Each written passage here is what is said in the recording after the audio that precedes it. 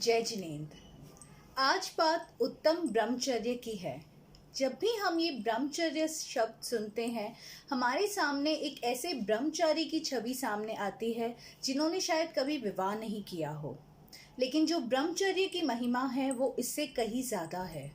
हमारे यहाँ साधनों में सबसे प्रमुख स्थान जो दिया गया है वो ब्रह्मचर्य को दिया हुआ है। ब्रह्मचर्य का एक अर्थ यह भी है, ब्रह्म यानी आत्मा और चर्य यानी रमन। आत्मा में रमन करने की चर्या को ब्रह्मचर्य कहते हैं। विद्यासागर महाराज जी ने एक बहुत ही अच्छी लाइन कही है, प्रीत मैं उसे मानता हूँ जो अंगतीत होता है, गीत मैं उसे मानता हूँ जो संगतीत होता है। अंगतीत प्रीत और संगतीत गीत, ये सिर्फ वो ही रियलाइज कर सकते हैं जिन्होंने अपनी आत्मा में रमन करने की चर्या को विकास किया हो। हमें अपनी जो चमड़ी है उससे ऊपर उठ के भीतर देखने की ज़रूरत है। हमें देह को छोड़कर देही को पहचानने की ज़रूरत है। तभी ही हम अपने एज अ कॉमन मैन हम अपने लाइफ में उत्तम ब्रह्मचर्य को इम्प्लीमेंट कर पाएंगे। देखिए आज क्या हो रहा है, हम सिर्फ बाहरी चकाचौंध में हम एकदम खुश रहते हैं, उसमें ही मग्न रहते हैं, है ना। उसमें ही वो जो बाहरी चकाचौंध है उसमें हम कहीं ना कहीं खो जाते हैं।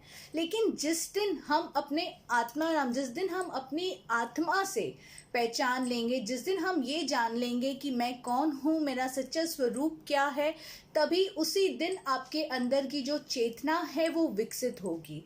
आपके आत्मा का जो तेज है वो उज्जवल होगा।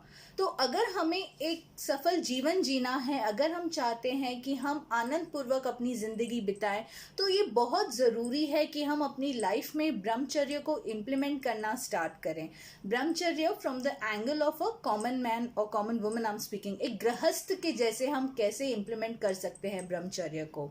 तो जैसे मैंने कहा, हमें अपनी आत्मा को पहचानना है, हमें अपने अंतर रूप को पहचानना है कि मैं कौन हूँ।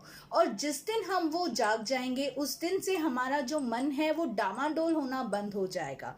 देखिए हमें अक्सर लगता है ब्रह्मचर्य केवल वो अपना सकते हैं जिनकी बहुत उम्र हो गई है। लेकिन फ्रेंड्स, ये उम्र का सवाल नहीं है, यह आपके मन का सवाल है।